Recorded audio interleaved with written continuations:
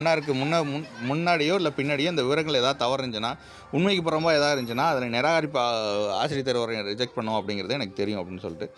5வது பார்த்தீங்கன்னா, இதில் இருக்கிற எந்த முறையற்ற வழிகளையும் நான் மேற்கொள்ள மாட்டேன். என் சார்பில் எந்த ஒரு மால் ப்ராக்டிஸும் நான் பண்ண மாட்டேன். கேன்வாசிங் எனக்கு ஆன் பிகாஃப் ஆஃப் பண்ண மாட்டேன் அப்படின்னு சொல்லிட்டு. 6வது பார்த்தீங்கன்னா, இந்த பதவிக்கான அனுமதிக்க தேவையான அனைத்து தகுதிகளையும் நான் பெற்றுள்ளேன் அப்படிங்கிறத உறுதியளிக்கிறேன். 7வது பாயிண்ட் பார்த்தீங்கன்னா, இந்த விண்ணப்பத்தில் குறிப்பிட்டுள்ள அனைத்தையும் சரிபார்த்து எதிர்கால பயன்பட்டுக்காக இந்த விண்ணப்பத்தில் ஒரு நகலில் ஒரு ஜெராக்ஸ் காப்பி நான் பிரிண்ட் அவுட்டும் நான் எடுத்து வச்சுக்குவேன் அப்படின்னு சொல்லிட்டு. 8வது பார்த்தீங்கன்னா, மேலே இருக்க சரிபார்ப்பதற்கான கால அட்டவணை பார்த்தாச்சு. ஆசிரியர் தேர்வத்தின் மூலமாக இணையதளம் மூலமாக நான் தெரிந்து கொள்வேன். சர்டிஃபிகேட் வெரிஃபிகேஷன் நடந்துச்சுன்னா அது இன்டர்நெட் மூலமாக தான் எங்களுக்கு வரும்.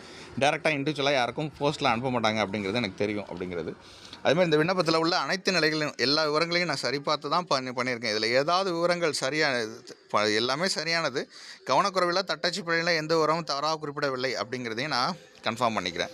10வது பார்த்தீங்கன்னா, இந்த தேர்வு தொடர்பான புதுப்பிக்கப்பட்ட தகவல், ஆசிரியர் அறிவிப்புகள், நேர்முக தேர்வு, சர்டிஃபிகேட் வெரிஃபிகேஷன், சான்றிதழ் சரிபார்த்தல், தேர்வின் முடிவுகள் இது எல்லாமே ஆசிரியர் தேர்வு வாரியத்தின் இது மூலமாக தான் நடைபெறும். இதுதான் இணையதளம் மூலமாக தான் வரும். அதனால் இண்டிவிஜுவல் வராதுங்கிறது எனக்கு ஏற்கனவே தெரியும் அப்படிங்கிறத சொல்லியிருக்கீங்க. அதுக்கப்புறம் 11வது இவ்வளோ டிக்கையும் பண்ணணும். அதுக்கப்புறம் ஆசிரியர் தேர்வு மூலம் வெளியிடப்படும் முடிவுகள், ஆவணத்தின் பதிவேற்றம் குறித்த எல்லா விவரங்களும் குறுஞ்செய்தி, மின்னஞ்சல், பதிவு செய்யப்பட்ட உங்களை மெசேஜ் இல்லைனா எஸ்எம்எஸ் இல்லை உங்களோட இமெயில் ஐடிக்கு மட்டும்தான் வரும். இதில் இருக்கிற மின்னஞ்சல் முகவரி ஆசிரியர் தேர்வு வாரியத்தில் வழங்கப்படும் கூடுதல் வசதி அப்படிங்கிறது எனக்கு தெரியும்.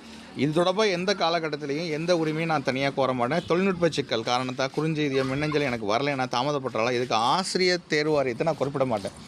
எஸ்எம்எஸோ எனக்கு மெயிலே வரலைன்னா அதுக்கு நான் ஆசிரியர் தேர்வு வாரியம் தான் காரணம், இவங்க இதுக்கு தான் பழி ஏற்றுக்கணும் அப்படிங்கிறதான் கிடையாது. இதனால் என்னோடது கோரிக்கைகள் நிராகரிக்கப்படும், என்னோடது கேண்டிடேட்ஸ் எல்லாம் கேன்சல் ஆகும் அப்படிங்கிறதையும் நான் தெரிவேன் அப்படின்னு சொல்லிட்டு ஐ கன்ஃபார்ம் த எபோவ் அப்படின்னு சொல்லிட்டு ஒரு ஆப்ஷன் இருக்குது. இதை டேரெக்டாக நீங்கள் கிளிக் பண்ணிங்கன்னா கீழே இது கிளிக் பண்ணதுக்கப்புறம் ஒரு மெசேஜ் உங்களுக்கு வரும்.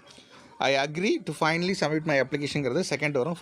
ஐ கன்ஃபார்ம் த எபோவ் அப்படின்னு கொடுத்தீங்கன்னா டேரெக்டாகவே இப்படி ஒரு மெசேஜ் வரும். After submitting online application edit option உங்களுக்கு ஆட் ஆகிடும். டெலிட்டு, மோடிஃபை, இதுக்கப்புறம் ப்ரையர் இன்ஃபர்மேஷன். அதாவது நவம்பர் 11ஆம் தேதியிலேருந்து 13ஆம் தேதி வரைக்கும் நீங்கள் ஆப்ஷனில் ஏதாவது எடிட் பண்ணிக்கலாம். அது வரைக்கும் உங்களுக்கு டைம் இருக்குது. ஆனால் அப்ளிகேஷனை சப்மிட் பண்ணுறதுக்கு 10ஆம் தேதி தான் லாஸ்ட் டேட்.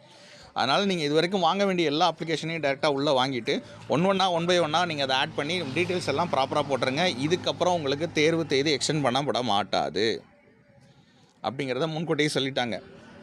இந்த கடந்த 2 நாள் தான் இருக்குது.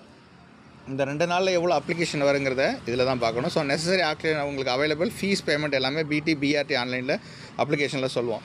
மேலே நீங்கள் சொன்ன டீட்டெயில்ஸ் எல்லாமே பார்த்தீங்கன்னா நான் பண்ணது கரெக்டு. இது எல்லாமே எனக்கு சார்ந்த நிலையில் தான் தெரியப்பட்டது. நான் எடிட் பண்ண அப்ளிகேஷன் ஆஃப்டர் பேமெண்ட்டுக்கு அப்புறம் நான் என்னால்